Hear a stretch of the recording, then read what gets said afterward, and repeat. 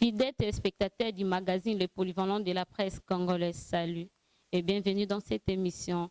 Je suis Avelou Fouankenda et je ne serai pas seule à la présentation. Je serai avec Sheila Toutala. Salut Sheila. Salut Ave, salut chers téléspectateurs. Comme invité, nous avons reçu pour vous Aiglon Magloire Makese. Il est journaliste et sportif.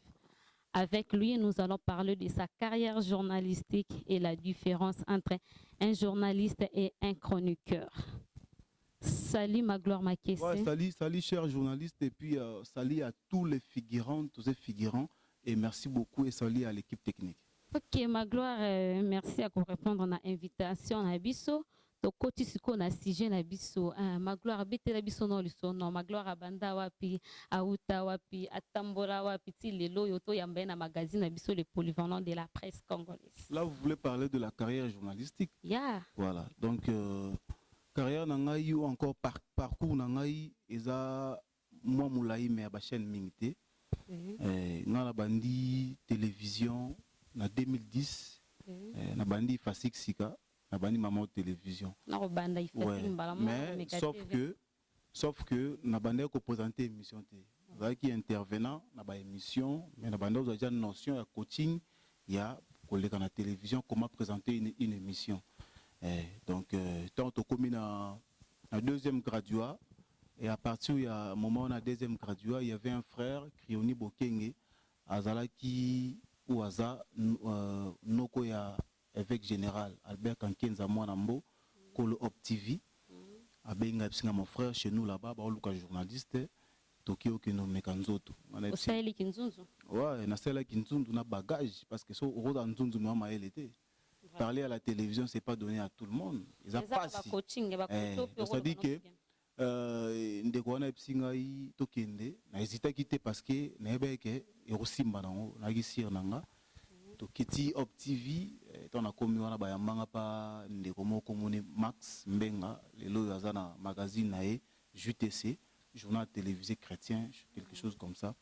On sali test nanga devant tout le monde en tant que journaliste sportif ba recruter nga na 2012 na Op TV. À part ça, na une émission moi za ça la comment qui sporalise émission wana ezaroleka chaque mercredi na jeudi de 8h à 10h. Et tant comme en 2014, le feu PDG Michel a dit lui à paix à son âme, à Benganga, à Tindi, chef du personnel, à Benganga, M. Bonzemba que je salue, à Benga Psingano, ma gloire, PDG en aposa na yo, où il y a travailler na Mirador, mais qu'on travaille nous na Mirador, il dépendre na test no au sala. Test au sala ngo na téléphone, parce que na Benganga jour chane banda. Mirador ba Benganga ils appellent en janvier. Tu comprends? Babenganga ezalaka chane bandi lelo samedi par exemple et bandana 17h. Nga babengana 12h. Singa yaka zamba mo prêt na teni maman ya TV. Soko komi na studio et que osali test no et simbi mala moko benge ba invité baye parce que baye na contrat na société mo ya brassicole pour société na fa qui est sponsorisé émission.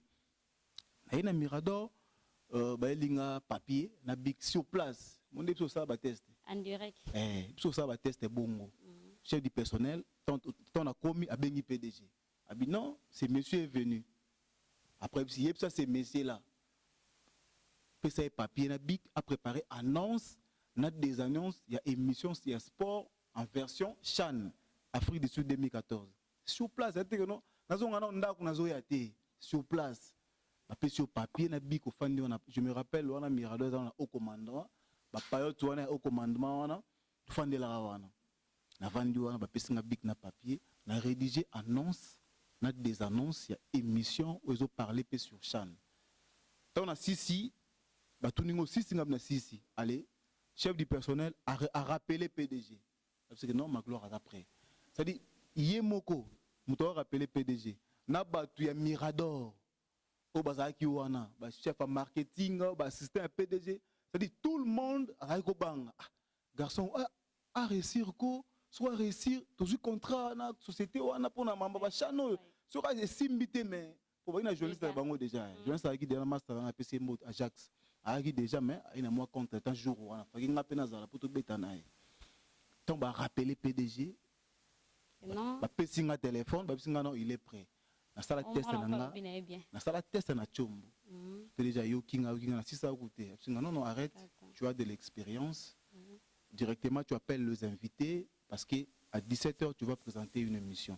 Na benga ba vie nanga Gabi Bolombi, na benga ba master nanga me vie Watangumba, na benga ba ndeko ba wana to papolango nde na kota Mirador. Après Mirador, lesquels na wapicom na un mois pas papingi na ma on a payé mbote ba recruter nga ba saki transfert mon ami na wapicom na yaki on a bêté pendant un mois on a payé ndako.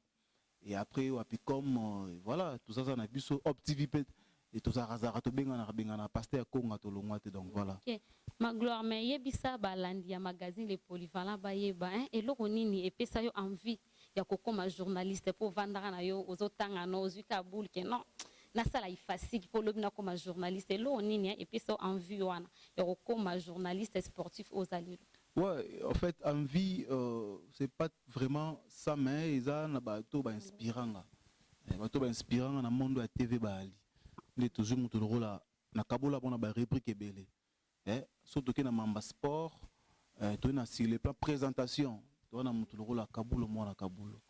Kabulo mwana kabulo za icône ya sport na mboka oyo. C'est vrai qu'il y a des gens, peut-être n'est pas le vraiment mais c'est un vieux ou un icône. À part Kabulo, mon Kabulo, n'a qui koyoka mingi moto zaki likolo na e, o zaki directeur avant e. Papa Kabala mwana mboui.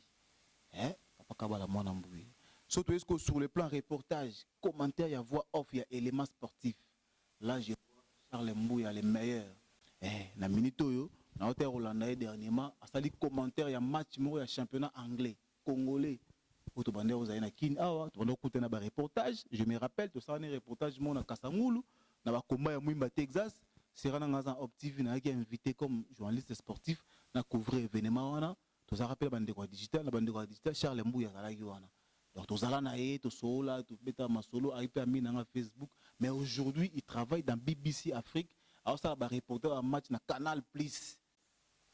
Donc sur le plan reportage, il y a qui Charles Mbouya, mais sur le plan présentation, on a la mingi kabulo et puis na yoka mingi papa kabala mwana mbouyi et jusque là même papa kabala mwana mbouyi asa papa oyo et na conseiller un peu moi trop ceux qui m'ont dit nezali to kendara papa qu'est-ce que je peux faire en ce niveau on va conseiller à moi trop donc voilà bateau on s'inspira na bango. D'accord. Bon en fait ma gloire to lingi to yeba yebisa biso ba avantage nini aux joies depuis banda carrière na yo. Ba avantage za relation hein.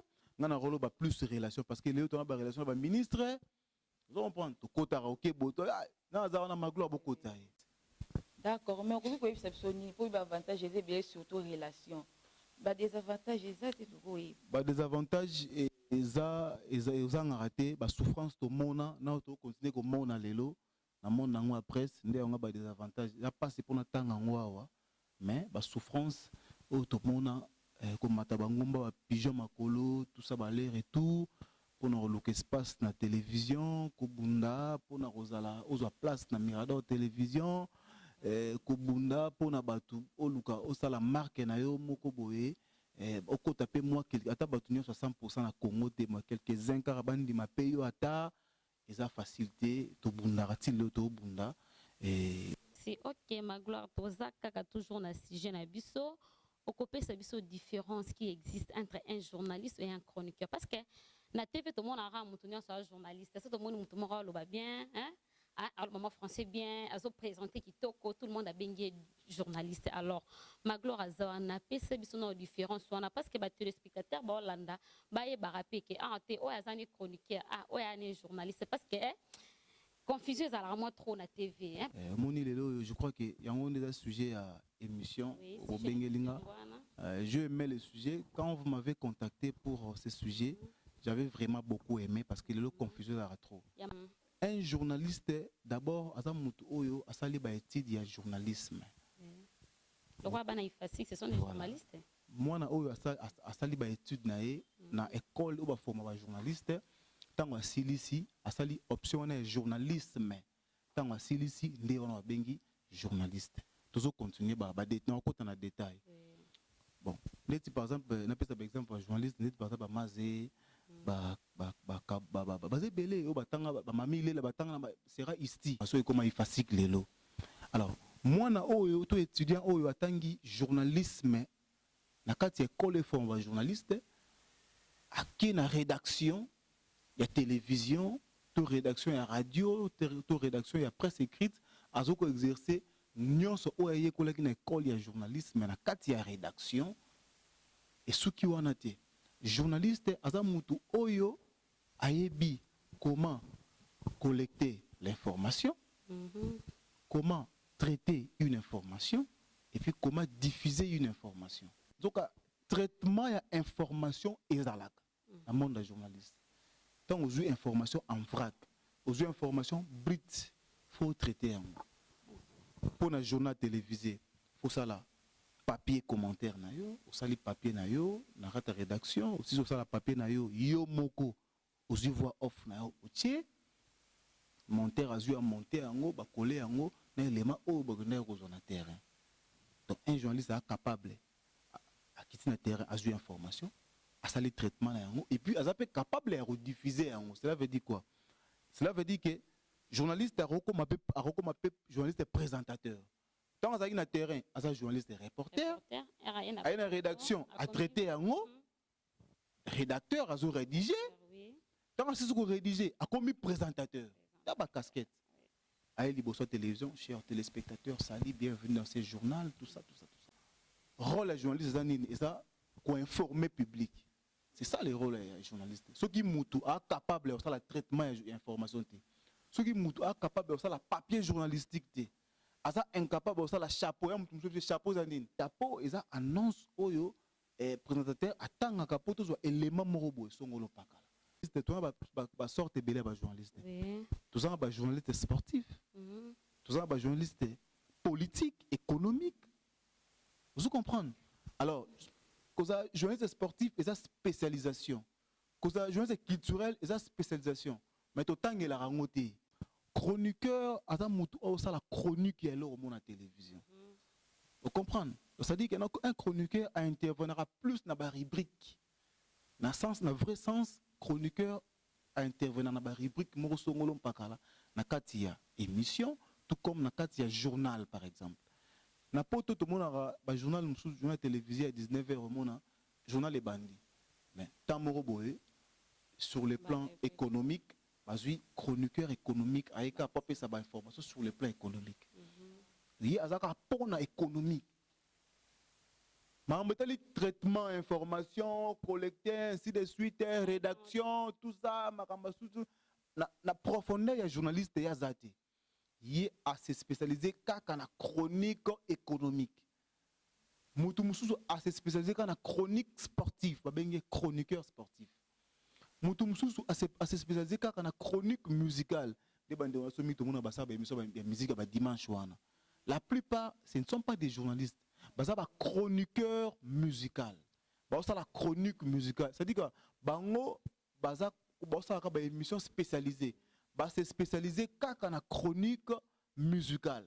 Tandis qu'un journaliste a la possibilité de collecter, de traiter, de diffuser l'information, de présenter le journal, à occuper ta casquette, il y a chroniqueur musical, à sa émission, il y a chronique musicale. Mais entre-temps, à sa journaliste formé. Vous comprenez? Il y a une spécialité, chroniqueur. Ok, ma gloire, surtout lundi, on a beaucoup de différence entre journaliste et chroniqueur. Bon, ma gloire, est-ce qu'il y a un chroniqueur sportif? Non, on a un chroniqueur sportif. On a journaliste. On a d'abord un journaliste. Ok. Na journaliste, mais na c'est spécialisé dans le sport.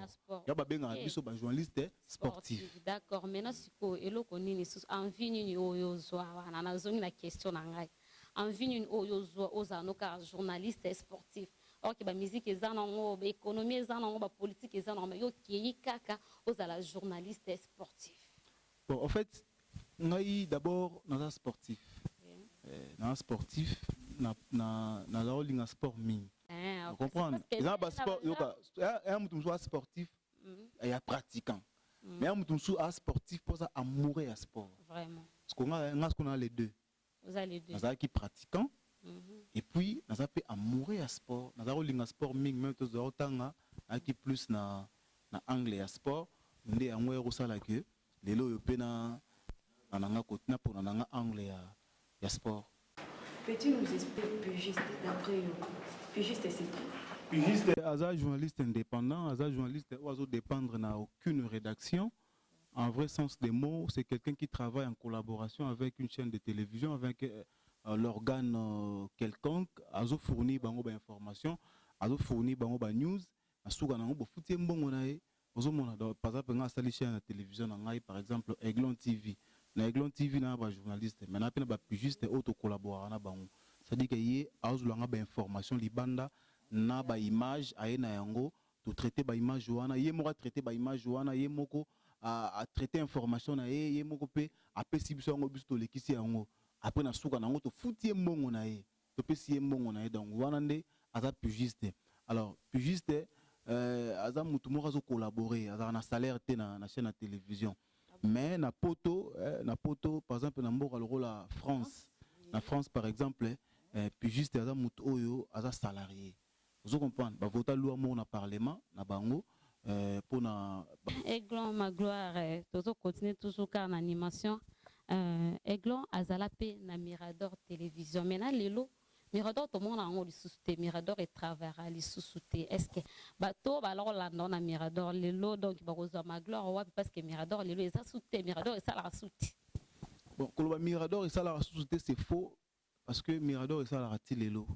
Mais Mirador TV dans un problème. Parce que toi yo karara qui non et comme qui to costivio fallait somba qui wana kuna Magloire yo za na boîte mais quand ko yebisa balandia magazine ba yeba Mirador ngo donc to beta sous histoire na ngote pour tout le monde a sous-souté exact. Parce qu'on a appelle ça une explication claire et nette parce que nous avons les fils de la maison. Ouais. Comprendre? Là que non mutumoro boye ayokaki ngana chambre ngana Mirador ti lelo. Vous comprenez? Ça veut dire que biso tout va fils à papa. C'est na répondre à la question na. Biso tout va fils à papa. Ba tout va travailler dans Mirador. No bazarati lelo, baza ba fils na ba fille à papa. Ya pauvre papa atika. Tout le monde, notre papa nous aimait tous. Mais par rapport à l'existence de Mirador, question posée nga non répondre boye Mirador eza et loko o eza compartiment mo dans la katia. Il y a place mo na rolo balola ndako. Mirador ce que ça la chambre na kata ndako. Ndako ngo komona ngo groupe de presse les palmarès. Groupe de presse les palmarès ils ndako. Parce que ba chambre groupe de presse les palmarès ils chambre liboso Mirador TV. Les deux en mois pour les moments ils en a moins problème OK ils ont la mutobe là dans l'hôpital à ça été. Chambre mi balé ils ont Mirador FM autis ko fonctionner fréquence na ngoza 91.4. Chambre Misatou eza journal, il y a presse écrite les palmarès. C'est le journal là sur Bimara. Vous comprenez? Mais kolobake Mirador et Koufa tout exaté là c'est faux. Mirador écoute un problème morobo ya mukie kaka ezali ki tantôt fonctionner tantôt comme na mois avril tant papa soit au tikabiso na 2016 na décembre de côté 2017 janvier tu évolué tu condivier février tu évolué mars tu évolué quand tu comme en avril ndé au sala ki bakata tout signal signal katamaki mais il ko baté que Mirador est koufi pendant qu'il sango que non soit disant Fally Ipupa artiste musicien a sombi Mirador télévision te Fally a eu au somba Mirador te pourquoi pas Fally au somba Mirador te parce que Fally aza les fils de la maison. Sur la nanga ebi, Fally aza parmi pire petit à vie la dilouya. Aza parmi bateau Mirador télévision et ça les promotion. Il y a l'autre côté. C'est un petit le réalisateur au contredit ngati. Vous comprenez? Et puis Fally na vie, baza pe ba côté on dirait ba côté manko. À peu près, baza ba côté manko. Donc Fally attend na mbongo na e. A rolling te resombe loro ya mowe lo la vie na e la dilouya. Aya somba ngopo. Peut-être pour ba souffrir non même ce que vous allez pour biso tout la bien qui a que non voilà neza boye na lingi na payango pour bino bo continuer ko za ndenge via ba ndeko tia bino na ba condition ya bien to boye tin ils ont mambali solo mais pour l'instant Mirador télévision ils ont quoi appartenir toujours na famille Louya ADG na biso aza mwana PDG la Dilouya kombo na e mais c'est Divalouya, Aza numéro 1. Ou Alandi, Baza Ebele, mais c'est Sipilouya, Baza, Mikalouya, administrateur, Ademichalouya, famille Louya, Géré Mirador. Ok, ma gloire, Tolandi, bien à Boké, Vignon Sommet. Ce qui Tolandi, bien, est-ce que PDG a tika ba successeur T? Parce que après Koko Fanaye, moi 4 mois, Karaboué, Bakangi chaîne, Ata yo moro vraiment. Est-ce que Bazala est au vieux par là, ça va piste, que non? Ah, ce qui n'a zate, yo foya koto, yo o soigné koto. La qui sera, bon, te pour les lots, yo, tout le monde a ba confrère, na bino mususu, hein, ba confrère mususu na ba chaîne mususu, donc vous panzani, vous a éparpillé. Non, moni PDG a tika ba succès. C'est la raison pour laquelle Natangeli ba Divalouya, on gérer les lots. Natangeli ba Mikalouya, Natangeli ba Michalouya. Mais ba ma cité pour Tisiko Mirador TV zo. Auto bakanga Canal Kin, il y a Jean-Pierre Bemba. Mais il y a Jean-Pierre Bemba il m'a cassé. Parce que ça mais ça la 21h les lots au monde Mirador mais ça la non, tant bakanga qui Congo Media Channel, il y avait un Koudou à Kasson. Ex-porte parole du chef. Les porte-parole du chef, mais chez Naé, Baka. Non, ils ont qui m'ont ma bête, mais ils ont encore la réalité. Il y a la réalité. Il y a la réalité que tout le monde a, ils ont encore ma peut-être. Naé bi cause de Naza Mosali, mais Naé bi cause de né au Bakangela, chaîne Nabiso. Mais Naé bi qu'ils ont encore ma camouné à la rage, non. Moi, ma Mickey, mais il roule canon, il roule canon. Mais beaucoup sang on a pendé kabaloba l'union fait la force. Vous sangani pe mo ba réunion go relever sous ce lot quoi. Ouais, tout sangana déjà tout sangana. Mais pour nous on ndé ngoloba que no ba msuba panzani, c'est vrai. Moi le lo tant télévision de fonctionner sous té. Mutu na mutu amone que no alia na TV. Mais TV de fonctionner sous té. Soit amoni optika na té. Ba biso ndé to zatilelo. Ponga émission na radio les ratilelo. Sport en vrac. Chaque samedi à 10h, na Mirador FM 91.4, bas sport en vrac, tout bon dans baebi. Ngaba na Congo central, la madima, zo appelle à Katanga. Vous comprenez? Avantage est dans le mais les gens qui n'ont pas dit pourquoi na tika la tilelo. Bon babi pourquoi bakenda.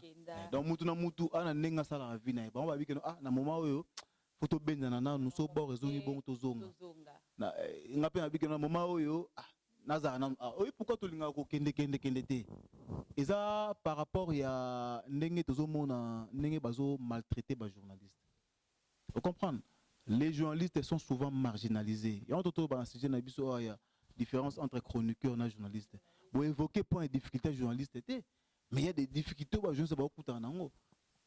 Vous comprenez? La majorité ba chaîne télévision aux mona wana bazana ba problème il y a paiement ya ba journaliste. Vous comprenez? La plupart des journalistes baza ba collaborateurs, baza ba salariés. La majorité des journalistes na Congo baza ba même ngatilo na collaborateur ya OpTV. Dans un autre journaliste. Vous comprenez? Un journaliste ya OpTV en tant que collaborateur. Quand on a dit collaborateur, ça veut dire quoi? Ce que monsieur n'a pas poli dans les guinzela. On est comme mingo zo mona na ba travailler na ba chaîne minga télévision. Baza ba collaborateur ya ba chaîne wana. Fin du mois, alors salaire exacté. Vous n'avez pas vu que non, émission na yo et foot yo. C'est ça la difficulté à journaliste na Congo. Considérer abisso, mais en tant que collaborateur, ça dit bato ba engagé ba mingité. Na ba chaîne télévision ba engaganga chaque fin du mois on salaire. Ba mingité. Donc mon télévision et comment le rôle la boutique. Vous comprenez? TV comment la boutique. TV et comment la boutique, tout le monde a monde que soit là à la boutique na ya télévision. Donc ça boutique à télévision, alors bateau a retenu la chaîne à télévision, ba technicien, na ba journaliste ba ngonde siko ba souffrir parce que ça les on a cadre ya boutique. Voilà. Rolim signalé déjà, nous sommes arrivés déjà à la fin de cette émission. Je rappelle que nous avons réussi pour vous Aiglon Magloire Makese. Merci à Magloire d'être là et merci à Sheila. Merci à V, merci à tous les polyvalents là, merci à toute la famille tout à l'heure, au beau garçon Roldi tout à l'heure, Mukuna, à mes deux frères Hendris et Babi. Et merci à vous chers téléspectateurs, je vous kiffe fort. Merci. Merci à toi aussi, Aiglon, d'être là, avoir répondu à notre invitation.